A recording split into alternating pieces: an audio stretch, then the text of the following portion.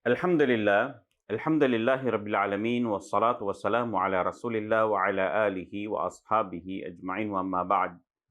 Assalamualaikum warahmatullahi ta'ala wabarakatuh. Ang paksa po natin mga minamahal na kapatid ay may kinalaman po sa aklat na tinatalakay natin na ang mga dakilang katangian ni Prophet Muhammad sallallahu alaihi wasallam.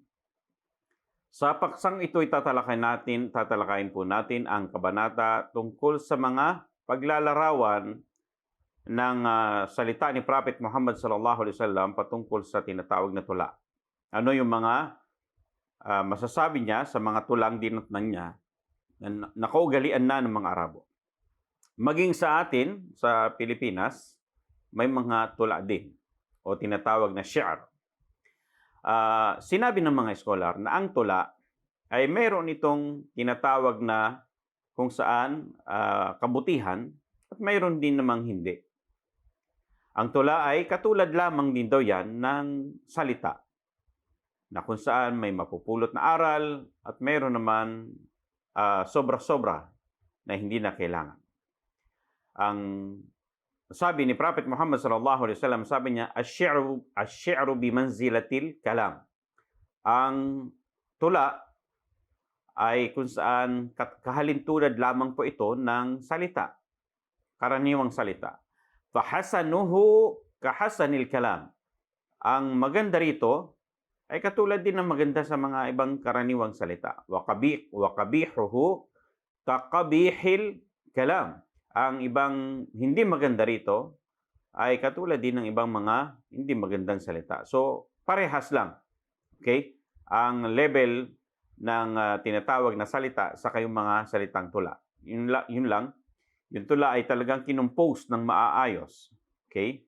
At may mga magaganda at mapupulutan talaga ng aral at may mga ilan naman na maaaring humahantong ito sa mga ipinagbabawal. Okay? So, tinanong si Prophet Muhammad sallallahu alaihi wasallam, tinanong si Aisha patungkol kay Prophet Muhammad sallallahu alaihi wasallam kung ang propeta ba ay nagpa-practice gumagamit ng tula.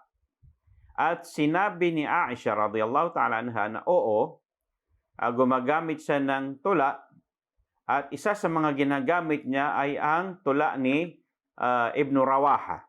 Okay?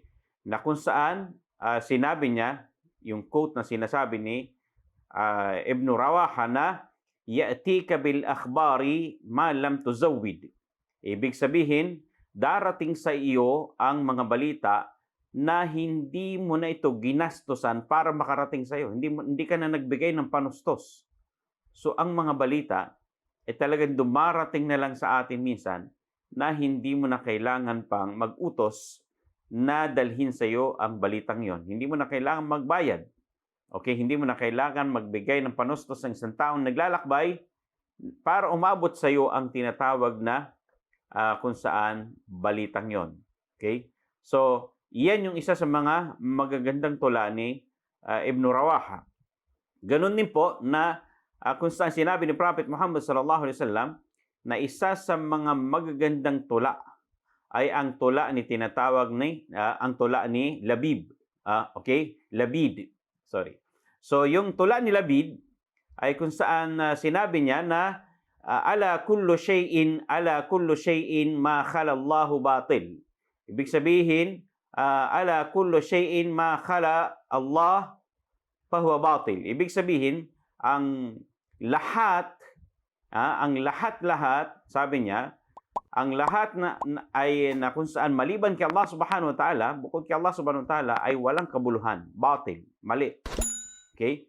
At ito ay tamang tinatawag na tula na kung saan bukod sa katotohanan, bukod sa mga pangaral ni Allah subhanahu wa ta'ala, ay ito ay walang kabuluhan. So, umaayon ito sa katuroang Islam dahil ito ay kung saan pagtuturo ng tama. Ganon din po na inulat na si Jabir bin Samura ay nagsabing umupo ako sa mga pagpupulong ng propeta sallallahu alaihi wasallam na mahigit 100. At nandoon ang mga sahaba na sila ay gumagamit ng mga tula, okay? At minsan pinapaalala nila noong yung mga panahon nang hindi pa sila mga Muslim at ang propeta sallallahu alaihi wasallam ay naroroon sa kanila, ha? At siya minsan ay ngumingiti at siya ay nananahimik. So, itong mga tula ng mga sahaba ay pinapractice nila sa harapan ng propeta sallallahu alaihi wasallam, nag-uusap-usap sila, ngunit ang propeta sallallahu alaihi wasallam ay kung saan nakikinig sa kanila. Okay? Minsan ay natatawa. Yun lang yung sinabi natin na kung saan yung mga tamang mga tula na sumasang-ayon sa katuruan ng Islam, ito po ay walang problema. At yung mga lumalabag naman, yun po ay mga ipinagbabawal. Yan po ang maiksing paalaala natin patungkol sa mga dakilang katangian ni Prophet Muhammad sallallahu alaihi wasallam hanggang sa muli. Wa akhir da'wana alhamdulillahi rabbil alamin. Wassalamu alaikum warahmatullahi ta'ala wabarakatuh.